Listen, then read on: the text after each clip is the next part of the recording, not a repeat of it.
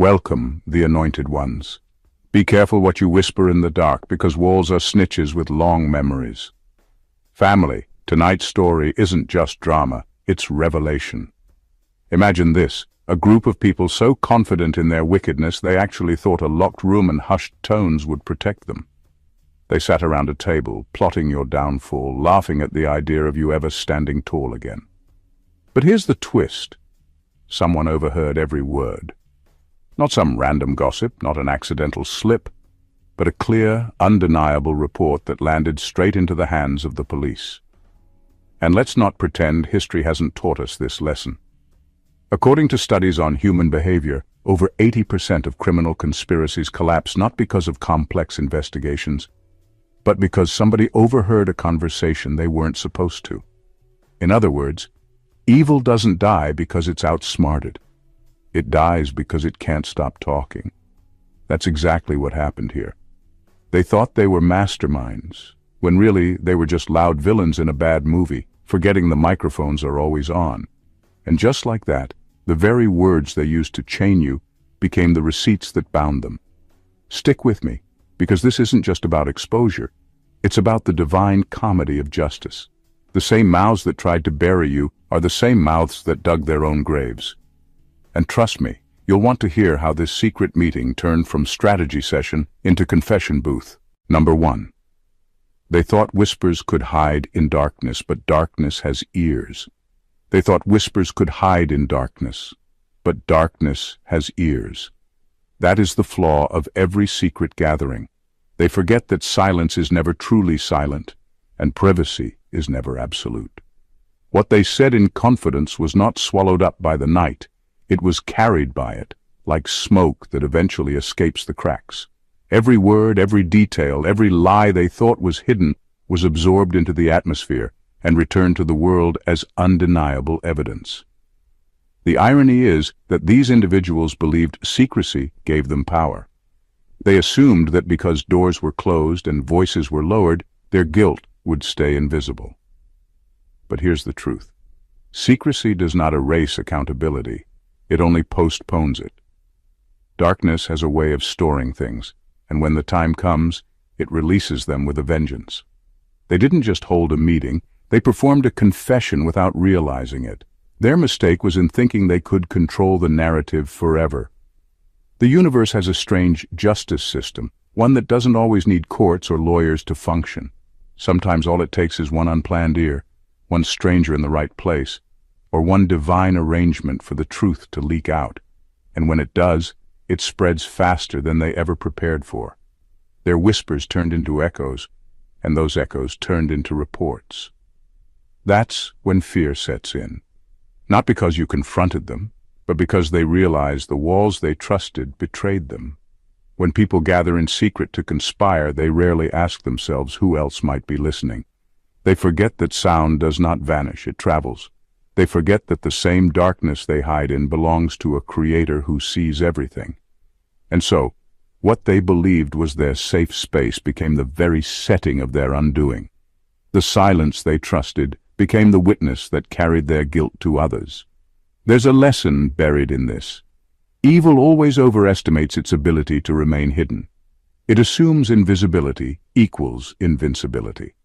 But the truth is, every plot, no matter how carefully crafted, creates its own trail of exposure. Their whispers did not protect them, they betrayed them. Darkness kept the receipt, and when the time was right, it handed them over. Number 2. The trap they built became their own confession booth. The trap they built became their own confession booth. That's the cruel twist of hidden schemes. What starts as strategy ends up being evidence. In that secret meeting, they thought they were piecing together a clever plan against you, but every detail they discussed was a record of their crimes. They wanted to bury you under lies, but instead they were burying themselves under proof. The more they talked, the deeper they dug their own hole. It's one thing to plot in silence, but they weren't silent at all.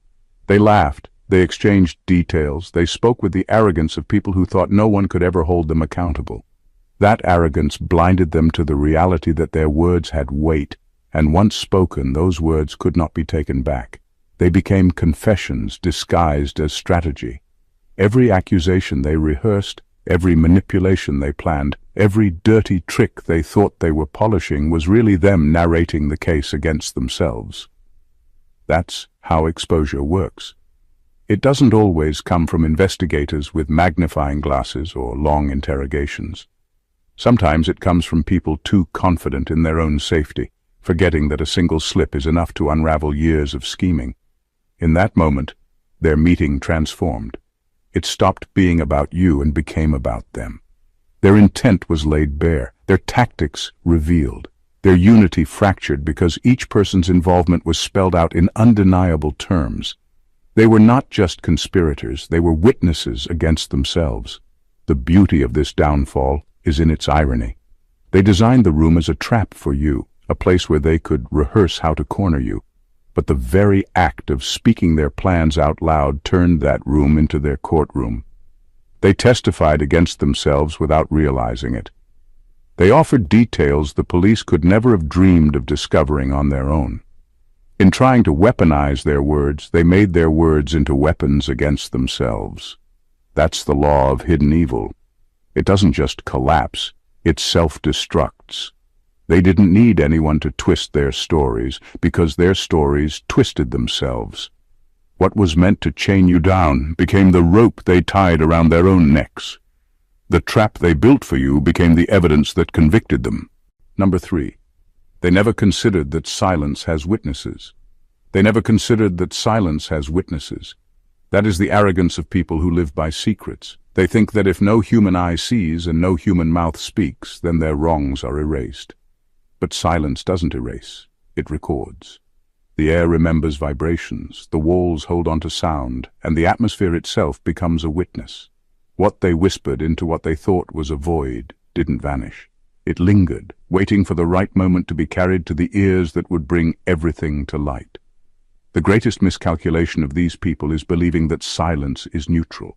It never is. Silence is alive. It absorbs what's spoken in its presence and delivers it at the time when exposure is due. That is why the truth finds its way out no matter how carefully someone tries to suppress it. They assumed silence was on their side, but it was never loyal to them. It was only patient. Every word they spoke in that meeting had weight. They thought they could speak freely because no one was visibly listening. But just because a room looks empty doesn't mean it is void of testimony.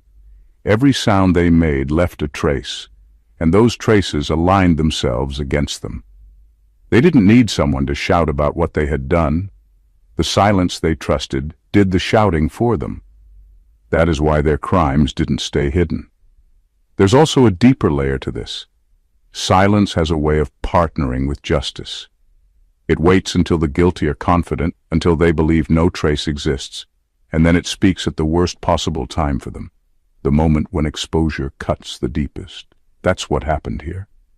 Their meeting wasn't just overheard by chance. It was silence, cashing in the debt it had collected from their whispers. And when silence finally broke, it broke loud enough that the police themselves could not ignore it.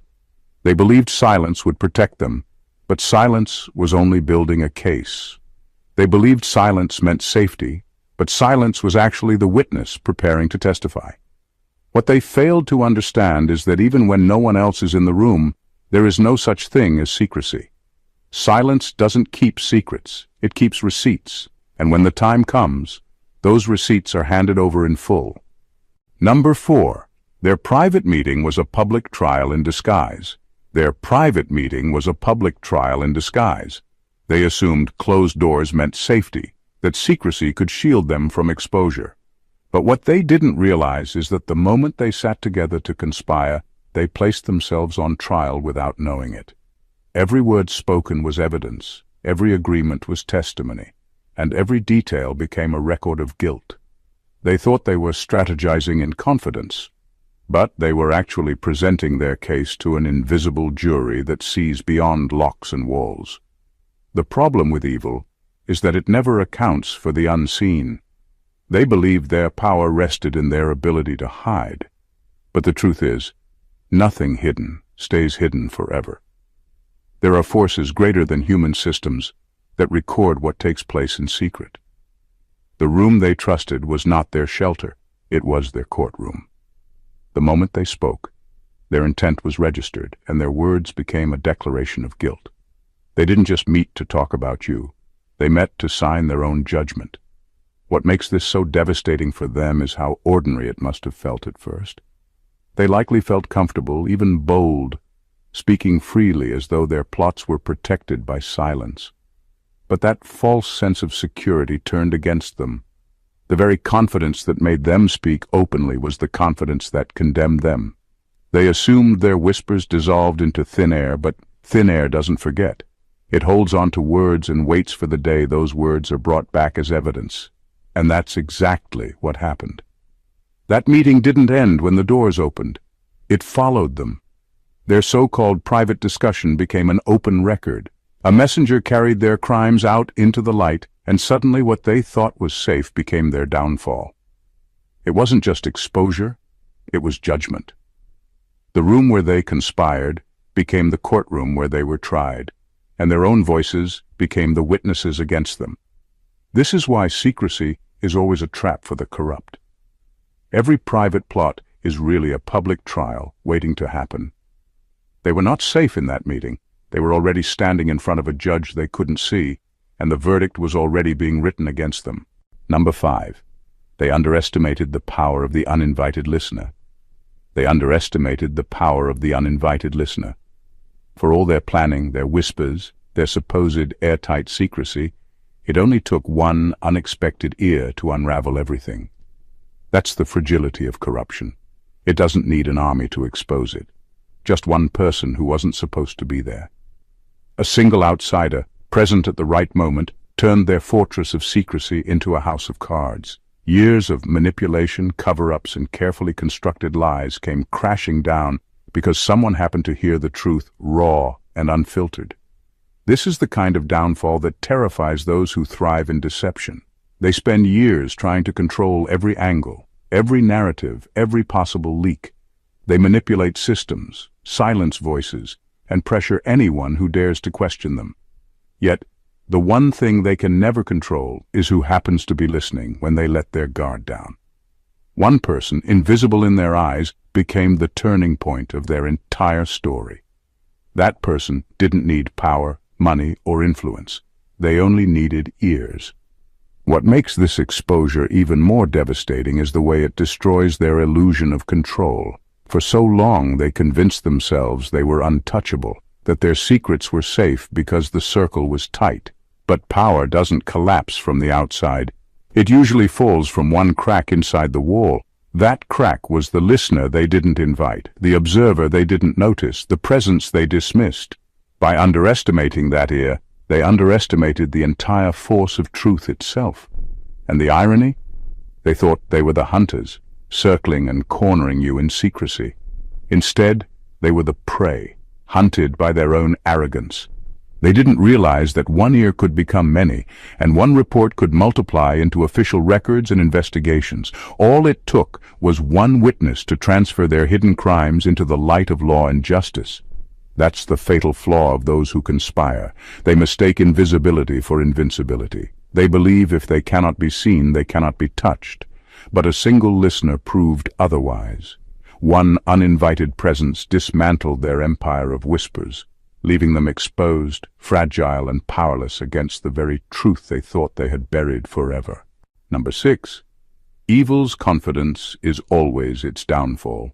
Evil's confidence is always its downfall. The people who gathered in that secret meeting thought they were safe, untouchable, beyond consequence. Their arrogance tricked them into believing no one could hear, no one could stop them, and no one would ever challenge their version of reality. That false confidence loosened their tongues and opened their mouths wider than they ever should have. They didn't realize that the very freedom with which they spoke was the noose tightening around their own necks. That's the irony of corruption. It doesn't get exposed by silence, it gets exposed by overconfidence. They believed secrecy gave them immunity, but secrecy without humility is just arrogance wearing a mask. Instead of whispering carefully, they spoke too freely. Instead of hiding their intentions, They mocked and bragged about them. And in that reckless freedom, they left behind evidence that couldn't be erased. Words once spoken can't be undone, and their pride blinded them to that reality. Arrogance is the great deceiver. It convinces people that rules don't apply to them, that consequences are for others, and that their schemes are too clever to ever collapse.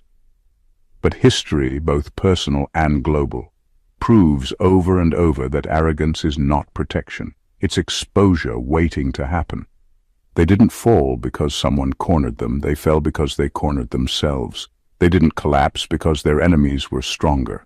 They collapsed because their pride was louder than their caution.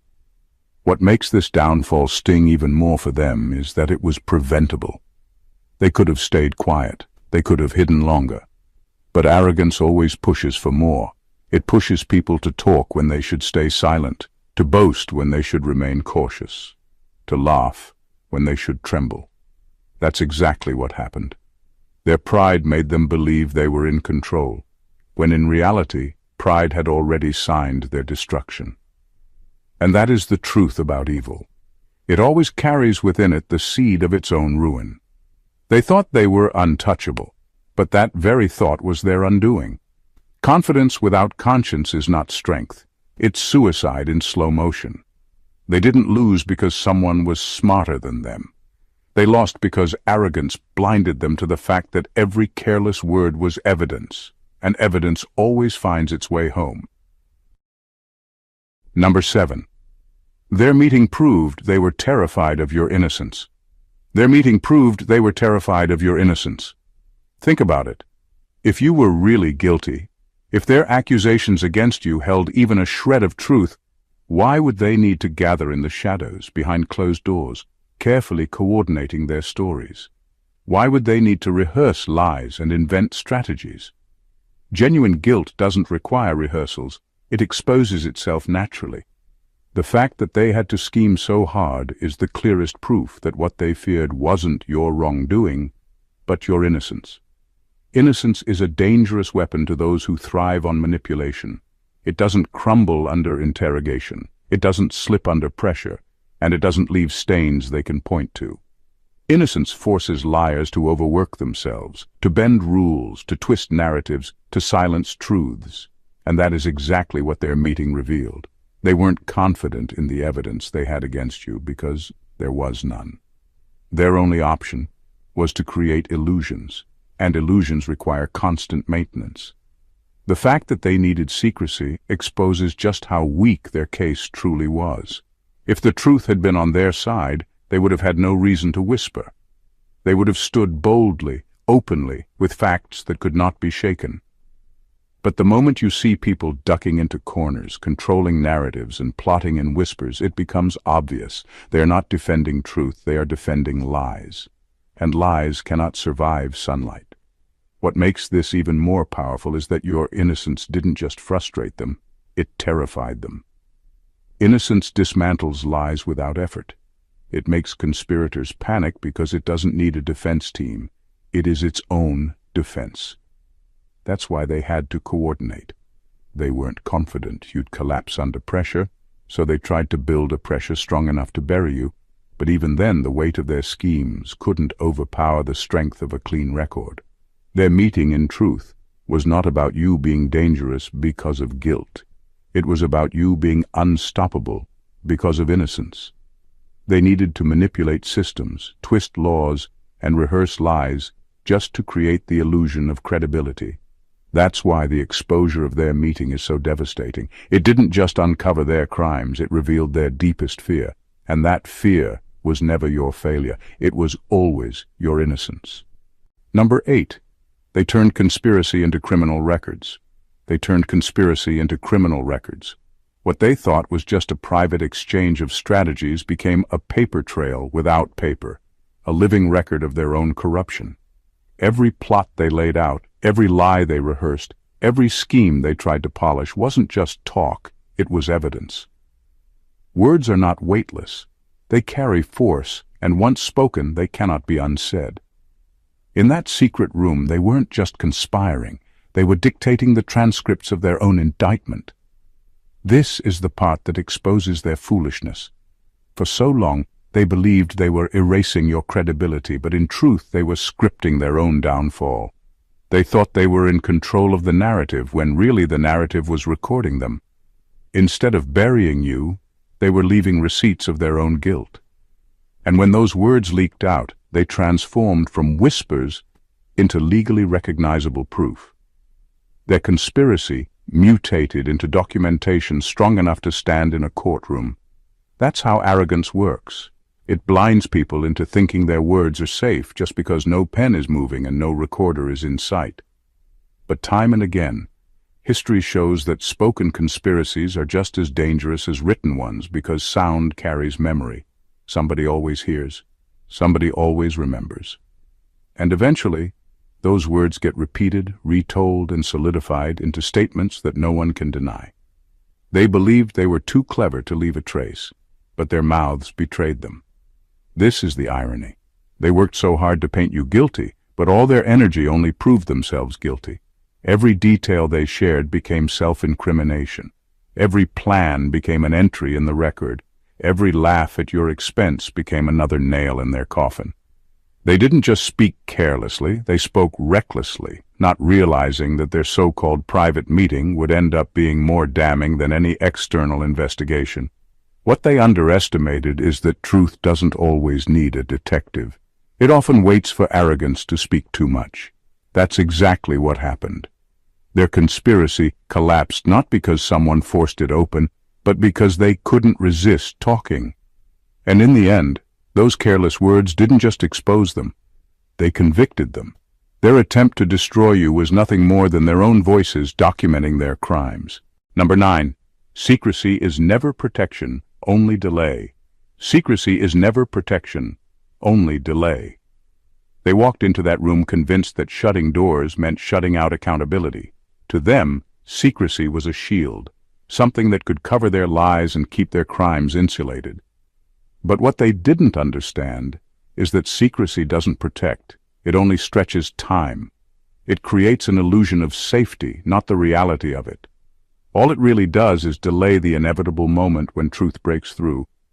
And their meeting proved this with brutal clarity. Every whisper behind those walls carried an expiration date. Lies are fragile, no matter how well hidden. They rot from the inside until they collapse under their own weight. These people believed they had mastered the art of hiding, coordinating in secret, keeping outsiders at bay, protecting one another's reputations. But closed doors do not erase the truth, they only postpone its arrival. And when truth finally knocks, it doesn't come politely. It bursts through with a force that secrecy cannot withstand. Their gathering showed the limits of their control. They thought secrecy guaranteed survival, but survival built on lies is a ticking clock. It was only a matter of time before something slipped, before someone overheard, before a detail leaked. The beauty of truth is that it doesn't need an invitation. It finds its way through cracks, through whispers, through unplanned witnesses. That's why their meeting, so carefully hidden, ended up being the very thing that betrayed them. What makes this even more striking is how their secrecy exposed their fear. If they were truly confident, they wouldn't need to hide. The very act of gathering in private showed that deep down, they knew they were guilty, and they knew they were vulnerable. They weren't protecting themselves from lies. They were protecting themselves from truth. And no matter how long they tried to delay it, truth was always going to catch up. That's the nature of exposure. It doesn't care how many doors you close or how many secrets you keep. Secrecy doesn't change the outcome. It only changes the timing. And when the timing finally arrived, their illusions shattered. Their closed doors bought them time, but they could not buy them freedom. Delay is not escape, and their meeting proved it. Number 10. The police didn't just hear crimes, they heard intent. The police didn't just hear crimes, they heard intent. There's a difference between stumbling into wrongdoing and deliberately, gleefully plotting it. When someone commits a crime, there can be room for excuses, desperation, impulse, or circumstance. But when people gather together to plan, to mock, to strategize in detail, it strips away all excuses. It shows the heart behind the act. It proves there was no accident, no moment of weakness, just calculated evil, dressed up as confidence. That's what made their secret meetings so damning. It wasn't just the crimes themselves that came to light, but the spirit in which those crimes were conceived. The laughter, the arrogance, the casual way they spoke about destroying you revealed something much deeper than action. It revealed character. And once intent is exposed, there's no defense left. Because while actions can sometimes be twisted or explained away, intent is pure and undeniable. The legal system itself is built on this reality. Courts don't just ask what happened, they ask why it happened. Intent turns a careless act into a crime, and it turns suspicion into certainty. That's why their meeting became a disaster for them. Every detail they rehearsed and every joke they cracked while discussing it painted a picture of people who weren't forced into wrongdoing but who delighted in it. And that's the kind of evidence that sticks, not just in a courtroom but in the conscience of everyone who hears it. The exposure of their intent is also what makes their downfall poetic, because it shows that their evil wasn't just about harming you. It was about mocking innocence, about feeling untouchable, about believing they could manipulate reality itself. But arrogance leaves footprints, and intent leaves fingerprints that can't be scrubbed away. They didn't just reveal what they planned. They revealed who they really were when no one was supposed to be watching. And here lies the most powerful part. Actions can sometimes be forgiven, but intent leaves a stain on the soul. When the police received that report, they weren't just confronted with evidence of crimes, they were confronted with proof of deliberate wickedness. That is something far harder to explain away. In the end, their intent shouted louder than any defense they could invent. It wasn't only their actions that condemned them, it was the darkness of their intent that sealed their fate. Number 11. They didn't know the system they manipulated would turn on them. They didn't know the system they manipulated would turn on them. For years, they thrived on bending rules, pulling strings, and hiding behind connections. They assumed institutions were their playgrounds, their safety nets, their shields from consequence. They thought they had bribed enough, threatened enough, or twisted enough procedures to guarantee immunity. But here's the reality they never considered. When truth enters the room, even corrupted systems are forced to shift. Truth doesn't need permission. It bypasses the very walls built to contain it. That's what makes their exposure so devastating. The system they thought belonged to them suddenly turned into their judge. The police, whom they may have seen as tools or pawns, were confronted with evidence too raw to ignore. The weight of what was overheard wasn't just gossip, it was undeniable proof. And proof forces even compromised institutions to act, because once truth is out, it's bigger than personal loyalty or hidden favors. The system they leaned on to silence others became the platform that announced their downfall. This reversal is poetic justice. They believed power was permanent because they had learned how to manipulate it. But manipulation only lasts until something greater breaks through. And truth is greater. Truth doesn't play favorites. Truth doesn't bend to threats. Truth, once revealed, makes even the most compromised structures tremble, because to ignore it is to collapse under its weight. That's why the very system they corrupted could no longer protect them. It would have destroyed itself trying to do so. What they didn't see coming was that the same institutions they used as weapons against you could transform into weapons against them. They were too arrogant to believe the rules could ever apply in reverse. Yet the moment their crimes were documented, the system had no choice but to do its job. Their illusion of control shattered. What they once manipulated now demanded their accountability.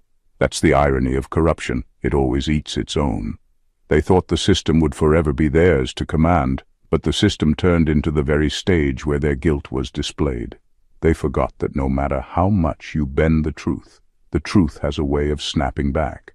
And when it does, it doesn't just expose lies.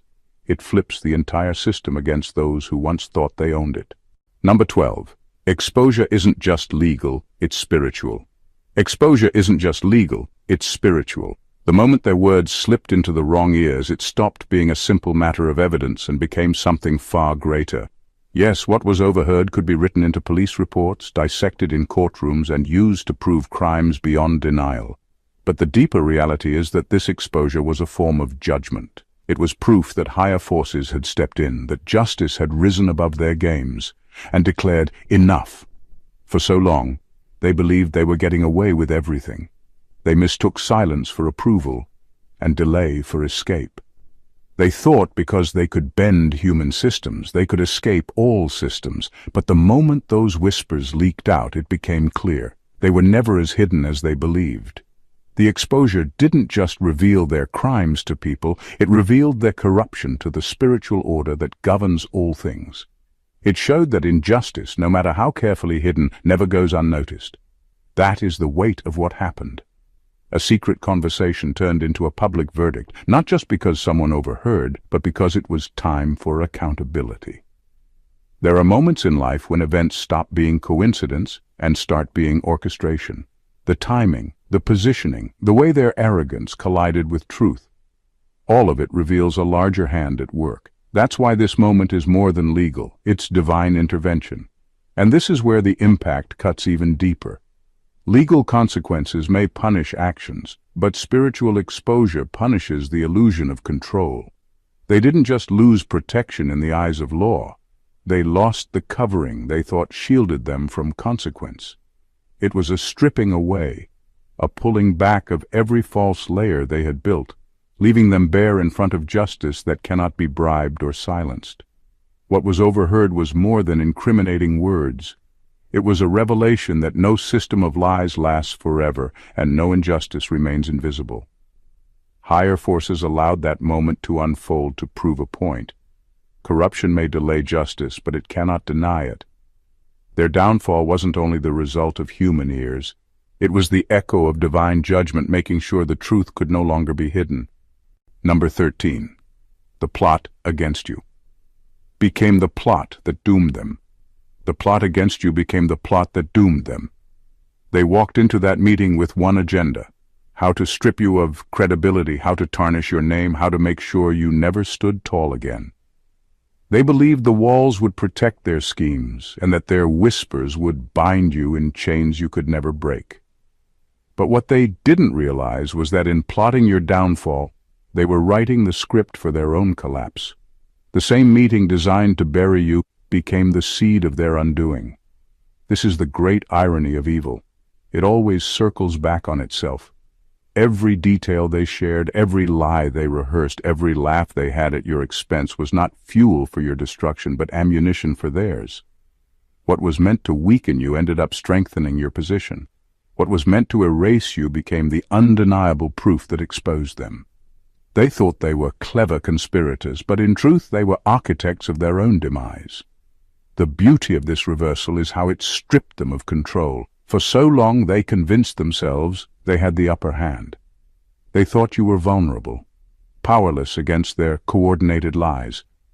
But when their words leaked, it became clear who had really been vulnerable all along.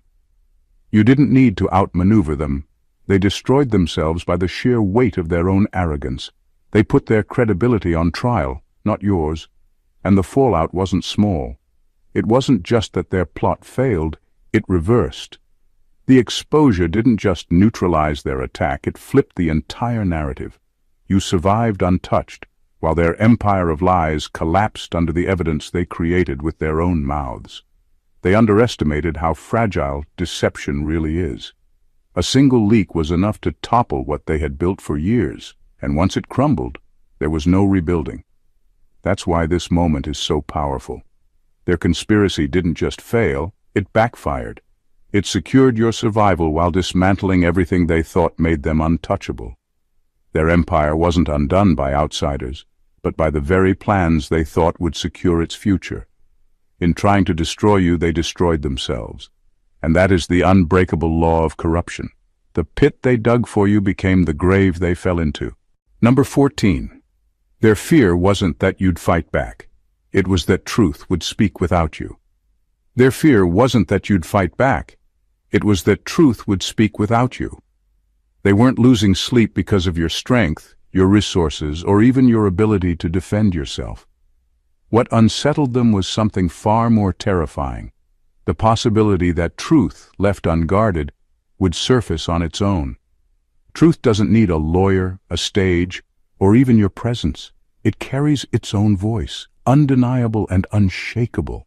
That's what they feared most. If they believed you were a real threat on your own, they would have tried to confront you directly, but they didn't. Instead, they scrambled into secrecy, plotting behind closed doors, trying to control every detail of the narrative. Why? Because truth doesn't negotiate. Once it slips out, it spreads without permission. They knew that if even one sliver of the truth about their crimes escaped, it would speak louder than any of their carefully rehearsed lies. That's the nightmare they couldn't escape. This is what makes their desperation so clear. They didn't just want to silence you. They wanted to silence the possibility of truth itself. They feared that even if you said nothing, the facts would still find a way to surface, carried by witnesses, circumstances, or sheer divine timing. And they were right. Because the truth didn't need your defense. It defended itself. It showed up in overheard words, in careless laughter, in moments they thought were invisible but were actually being recorded by forces far greater than them. That's the real reason their secret meeting was exposed. It wasn't because you launched some attack or went digging into their schemes. It was because truth has a way of refusing to stay buried. They feared that inevitability because once truth speaks, it doesn't stutter. It cuts through manipulation, it embarrasses lies, and it dismantles the false empires people build to look untouchable. And here's the sting for them. Their entire empire of deceit was built on the assumption that you'd fight back and fail. But you didn't need to fight. Truth itself became your defense, and that is the one enemy they can't defeat. They can manipulate people, bend systems, and distort perception, but they cannot silence truth.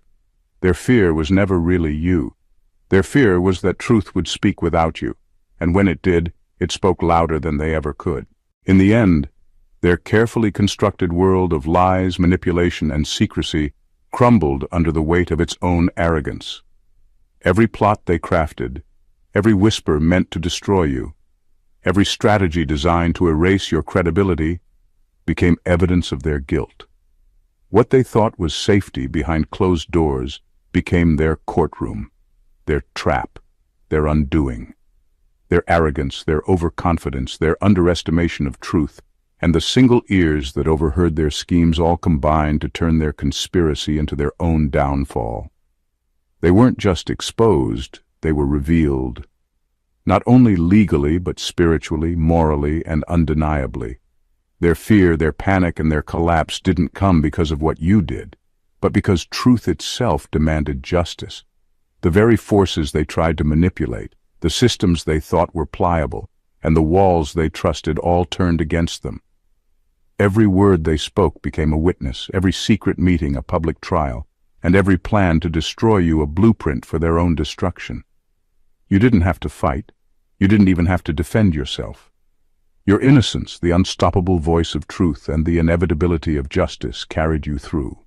While they scrambled in the shadows, you stood tall in the light of exposure, untouchable because what is pure cannot be tarnished by deceit.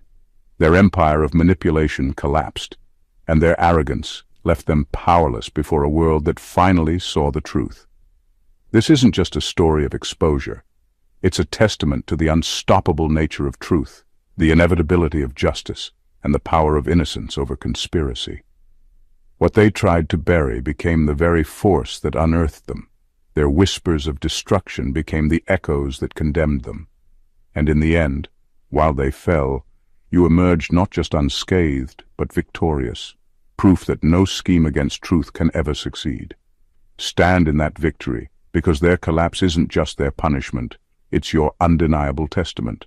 If this story opened your eyes and shook you to the core, don't let it stop here. Hit that subscribe button and join a community that uncovers the truth others try to hide.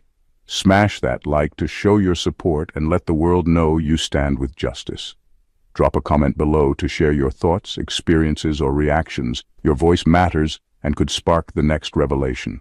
And most importantly, share this video with everyone who needs to see how truth always rises, no matter the lies stacked against it. Don't just watch, be part of the movement. God bless you.